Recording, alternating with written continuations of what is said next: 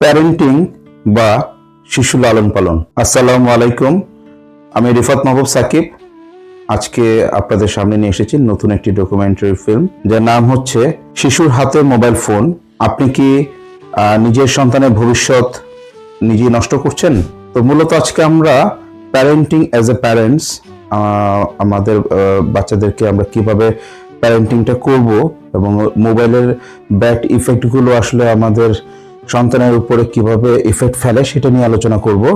অতিরিক্ত screen time বা mobile আসক্তি কিভাবে শিশুর মস্তিষ্কের বিকাশ থামিয়ে দিচ্ছে এবং অটিজম বা কথা বলতে দেরি হয় কেন শিশুদের এই সমস্যাটা হচ্ছে তা নিয়ে বৈজ্ঞানিক ভাবে আমরা আলোচনা করব আমাদের এই ডকুমেন্টারি ফিল্মটিতে। আশা করছি আপনারা আমাদের সাথেই থাকবেন। আজকের বাস্তবতায় শিশুর হাতে মোবাইল ফোন যেন একেবারেই স্বাভাবিক বিষয় হয়ে দাঁড়িয়েছে। বাবা মা ব্যস্ত, শিশুকে চুপ করাতে মোবাইল ধরিয়ে দেওয়া, এই অভ্যেস এখন ঘরে ঘরে। কিন্তু আপনি কি কখনো ভেবে দেখেছেন এই সামান্য সিদ্ধান্তই কি আপনার সন্তানের ভবিষ্যতের উপর দীর্ঘমেয়াদী ক্ষতিকর প্রভাব ফেলছে না? শিশুর হাতে মোবাইল দেওয়া শুধু একটি যন্ত্র তুলে দেওয়া নয়, এটা ধীরে ধীরে তার মস্তিষ্ক, আচরণ, মনোযোগ এবং সামাজিক জীবনের ভিত নড়বড়ে করে দিচ্ছে। গবেষণা বলছে শিশুর মস্তিষ্ক জন্মের পর থেকে 10 বছর বয়স পর্যন্ত সবচেয়ে দ্রুত বিকশিত হয়। এই সময় যায় শিশুর চোখে, হাতে, চিন্তায় বাস্তব জগতের অভিজ্ঞতা দরকার। কিন্তু মোবাইল ফোন সেই প্রাকৃতিক শেখার প্রক্রিয়াকে থামিয়ে দেয়।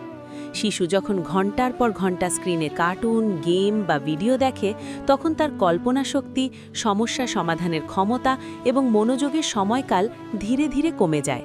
ফলে স্কুলে গিয়ে সে পড়ায় মনোযোগ দিতে পারে না, অল্পতেই বিরক্ত হয় এবং শেখার আগ্রহ হারিয়ে ফেলে। আরও ভয়ঙ্কর বিষয় হল ডোপামিন আসক্তি। মোবাইল গেম ও ভিডিও এমনভাবে তৈরি করা হয় যাতে শিশু দ্রুত আনন্দ পায় এবং বারবার স্ক্রিনে ফিরে আসে। এতে শিশুর মস্তিষ্ক সহজ আনন্দে অভ্যস্ত হয়ে পড়ে। বাস্তব জীবনের খেলাধুলা, বই পড়া বা পরিবারের সাথে সময় কাটানো তখন তার কাছে বিরক্তিকর মনে হয়। এই আসক্তি ভবিষ্যতে মানসিক অস্থিরতা, রাগ, হতাশা, এমনকি ডিপ্রেশনের পথ তৈরি করতে পারে। শুধু মানসিক নয়, শারীরিক ক্ষতিও ভয়াবহ। দীর্ঘ সময় মোবাইল ব্যবহারে শিশুর চোখে সমস্যা, মাথা ব্যথা, ঘাড় ও মেরুদণ্ডের ব্যথা তৈরি হয়। রাতে মোবাইল ব্যবহারের কারণে ঘুমের সমস্যা দেখা দেয়, যা শিশুর স্বাভাবিক বৃদ্ধি ও রোগ প্রতিরোধ ক্ষমতাকে ক্ষতিগ্রস্ত করে। অনেক শিশু এখন ঠিকমতো ঘুমায় না, সকালে ক্লান্ত থাকে। এর পেছনে বড় কারণ এই স্ক্রিন নির্ভরতা। সবচেয়ে দুঃখজনক হল সামাজিক বিকাশে বাধা।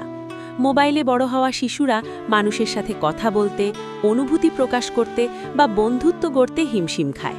তারা বাস্তব সম্পর্কের বদলে ভার্চুয়াল জগতেই স্বাচ্ছন্দ্য বোধ করে। ভবিষ্যতে এই শিশুরাই হয়ে ওঠে একাকী, আত্মকেন্দ্রিক এবং সামাজিকভাবে দুর্বল। তাহলে সমাধান কি? সমাধান হল মোবাইলকে পুরোপুরি নিষিদ্ধ নয়, বরং নিয়ন্ত্রিত ব্যবহার। বয়স অনুযায়ী সময় নির্ধারণ করুন, শিক্ষামূলক কন্টেন্ট বেছে দিন এবং সবচেয়ে গুরুত্বপূর্ণ, নিজেরা শিশুর সাথে সময় কাটান। গল্প বলুন, খেলাধুলা করুন, প্রশ্ন করতে দিন। মনে রাখবেন, শিশুর সবচেয়ে বড় শিক্ষক আপনি নিজেই। আজ আপনি যদি একটু সময় বাঁচাতে মোবাইল ধরিয়ে দেন, কাল সেই সময়ের মূল্য আপনার সন্তানকে দিয়েই চুকাতে হতে পারে।